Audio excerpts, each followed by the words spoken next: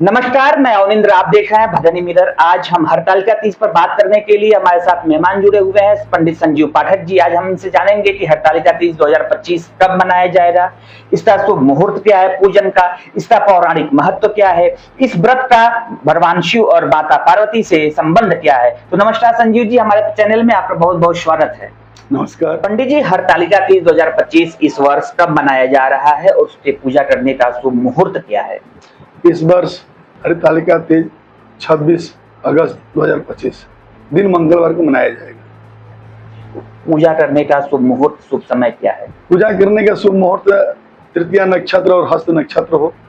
इस बार हस्त नक्षत्र सुबह से ही है, दिन भर रहेगा और दिन भर व्रत तो चलेगा। इसका शुभ मुहूर्त होता है शाम के समय। शाम के समय शिव का पूजन करना चाहिए। सूर्यास्त और दिन के जो संगम होते हैं उस समय इसका पूजन करनी चाहिए।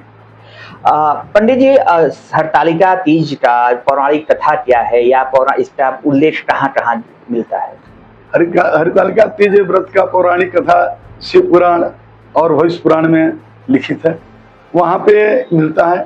सबसे पहले पार्वती शिव को पाने के लिए इस व्रत को अपने सखी के साथ की हुई थी। उसी समय से परंपरा चल रहा है और अपने पति की दीर्घ आयु हेतु औरतें करती हैं। जिस लड़की की शादी न हो वो अभी इस व्रत को कर सकती हैं ताकि मन अनुकूल वर प्राप्त हो सके। शास्त्रों के अनुसार इस व्रत करने का फल क्या है और महिलाएं निर्जला व्रत क्यों करती हैं? शास्त्रों के हिसाब से इस व्रत के करने से बहुत सारे फल हैं। जिस घर में सुख शांति न हो, बहुत सही ढंग से, ईमानदारी से, भाव से यदि महिलाएं निर्जला व्रत करके तीज व्रत करती हैं तो उनके घर में धन धान की वृद्धि होती है। पुत्र पौत्र को प्रदान करने वाला भी ये व्रत है। मनानुकूल वर को देने वाला भी है और घर में सुख शांति भी देगा, ऐसी मान्यता है। तीज तो साल में कई आते हैं, लेकिन इसे हरतालिका तीज क्यों कहा गया है? हर मने होता है हरण करना।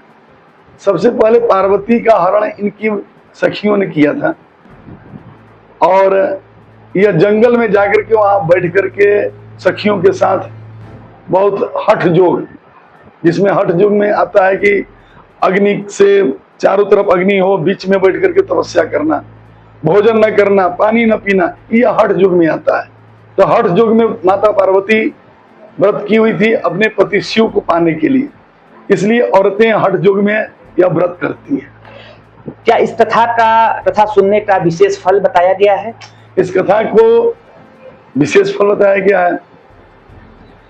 ऐसे जो औरतें हठ जोग में आकर के व्रत को करती हैं और दिन में पानी नहीं पीती हैं तीज के दिन, तो यह हठ जोग हो गया। जो औरतें पानी पीती हैं उसको जोंक, जो औरतें दूध पीती हैं उसको बिल्ली, इस तरह की परंपरा में बताया गया है।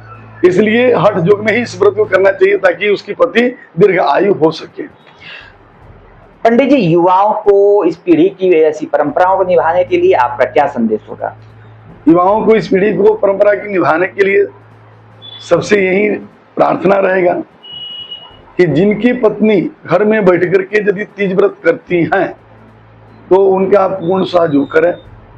शिवार्चन करावें, शिव जी की मंदिर में दर्शन करावें। रात्रि जागरण यदि पत्नी करती है तो उनका सपोर्ट करें। इसमें किसी भी चीज को काटना नहीं चाहिए, औरतों को काटना नहीं चाहिए। किसी जीव को कहीं से पैर से भी न मरे, ऐसी बताया गया।